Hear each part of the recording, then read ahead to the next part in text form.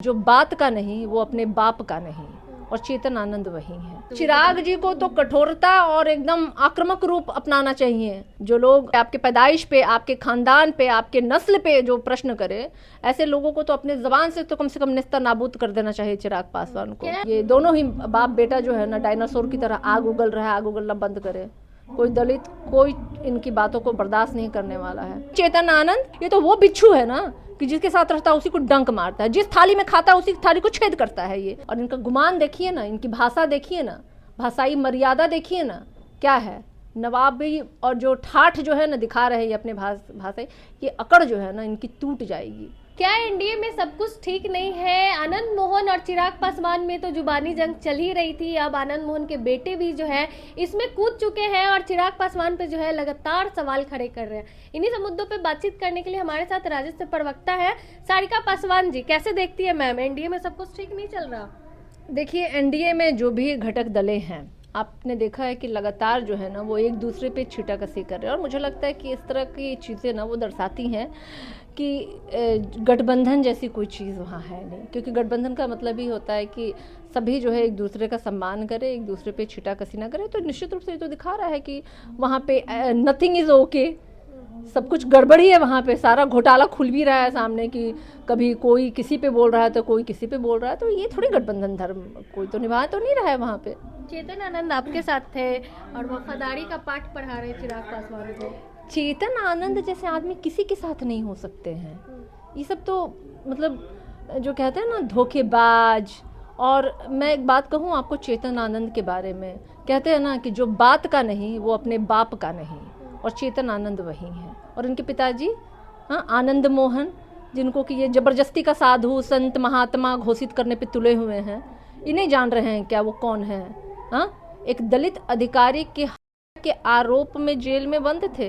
कोई भारत की आज़ादी में नहीं गए थे वो जेल में। तो इस गुमान और इस गलफत में मत जिए आप। जो भी सोच रहे हैं ना कि बड़े महान आदमी थे, महापुरुष थे, आज़ादी की लड़ाई उन्होंने लड़ी, महिलाओं के लिए सम्मान का काम किया, दलित और पिछड़ों के लिए, ना भाई, एक चोर उचक्के हत्यारे के रूप में वो जेल में बंद थे।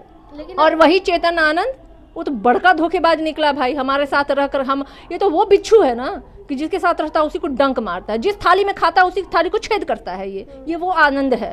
ये चेतन आनंद जो है, ये आनंदों की टोली जो है ना, इतनी अपने मतलब धोखेबाजी और झूठ फरेब और पन के लिए मशहूर हो गई है कि क्या कहा जाए, इनके बारे में क्या बोला जाए। क्रिकेट खेलते हैं साथ में, गाना बजाना भी होता है, लेकिन फ्लोर टेस्ट में जाके बदल जाते हैं। तो यही तो काम है, नाच के गा के और लोगों को उल्लू बनाना है, अपना जेब भरना है, यही तो काम करते हैं ना। और इनके पिताजी को भी आपको पता है ना कि किसके रहमो कर्मों पे बाहर आए हैं।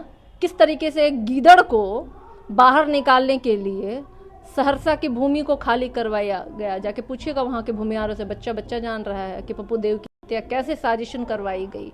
इसी गीदड़ को जेल से बाहर निकालने के लिए निकाला गया। क्या हुआ? नहीं जान रहा है कोई क्या? अरे इनकी हकीकत सबके सामने है। ये क्या है भाई, कभी बोलता है कुछ है तो कुछ है। अरे तुम क्या हो ना, पूरी बिहार की जनता नाक कटवा लिया तुमने तो अपना, अपने खानदान का नाक कटवा लिया कि बैठ करके जहाँ बैठे थे। वीडियो देखा था ना आपने आप कही ना कि नाच रहे थे, गा रहे थे, क्रिकेट खेल रहे थे और पीछे साजिशें रच रहे थे।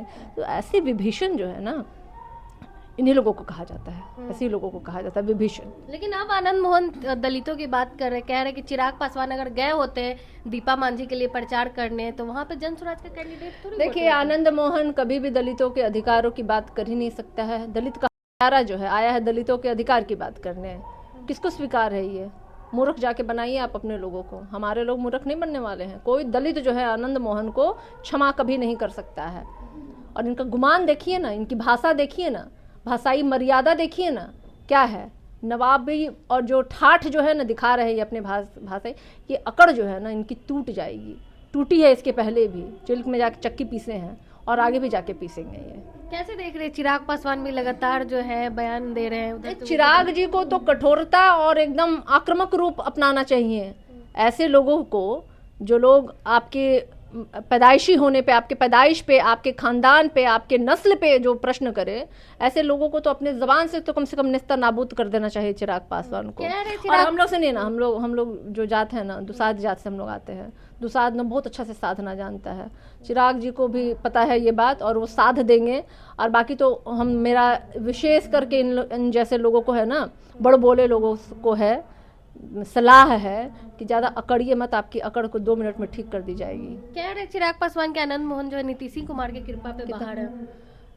बिल्कुल है, मैंने तो बता दिया आपको किस गीदड़ को बाहर निकालने के लिए।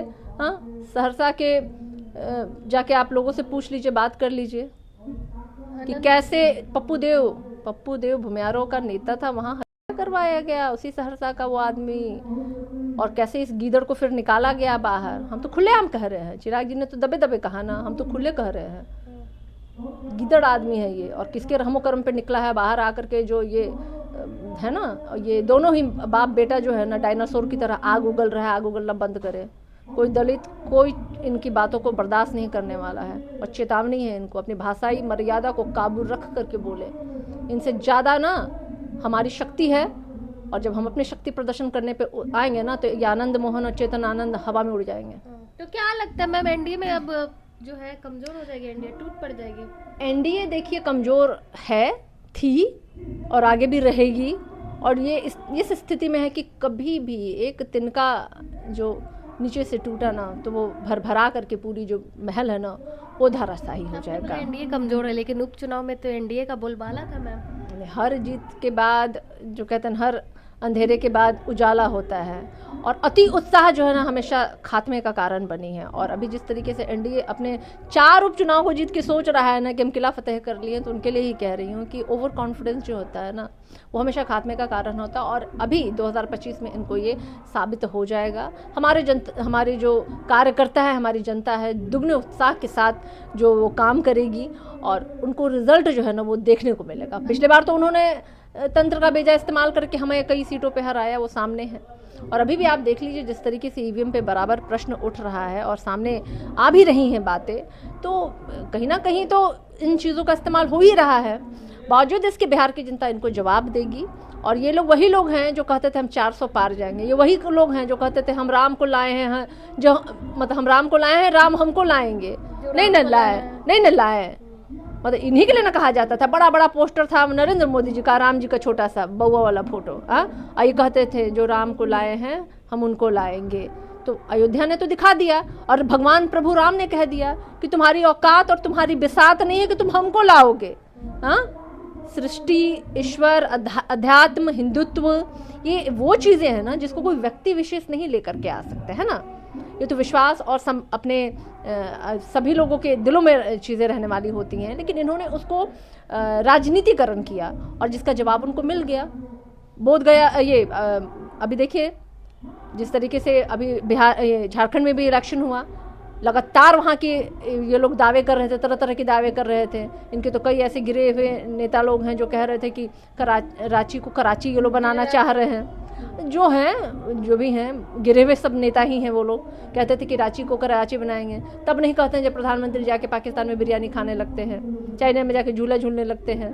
तो ये सब वो लोग हैं ना, दोहरे चरित्र वाले लोग हैं। मुझे लगता है कि इस बार जनता जो है जवाब दी है, बहुत अच्छे से जवाब दी है। लोकसभा चुनाव के दौरान आपने देखा होगा 400 पार का नारा देने वाले लोग फिसड्डी निकल गए वहाँ, और आने वाले समय में 2025 में भी उनको जवाब मिलेगा। आखिरी सवाल मैम, कल से वीडियो वायरल हो रही है, इशारों में नीतीश तेजस्वी की बात हो रही है, आज भी हुई है, क्या लग रहा है कोई बड़ा खेला करने वाले आप लोग? नहीं, हमेशा बात होती है तो बेकार ये लोग मतलब नहीं होता है। हमारी तो हमारे नेता की मुख्यमंत्री नीतीश कुमार जी के साथ लगातार बातें होती है, और मुझे लगता है राजनीति एक ऐसा अनप्रिडिक्टेबल क्षेत्र है ना, जहाँ पे कि आप कुछ भी प्रिडिक्शन नहीं कर सकते, कभी भी कुछ भी हो सकता है। और लालू जी ने कहा था कि राजनीति ऐसी चीज़ है ना कि जहाँ पे कोई किसी का अस्थाई दोस्त और अस्थाई दुश्मन नहीं होता है, तो कुछ भी हो सकते हैं ये बातें। अब कौन जानता है कल को क्या हो जाए। हाँ, अब आप जानती हैं कि कल को क्या हो जाए। हाँ, तो कुछ भी हो सकता है। खुशी लेकिन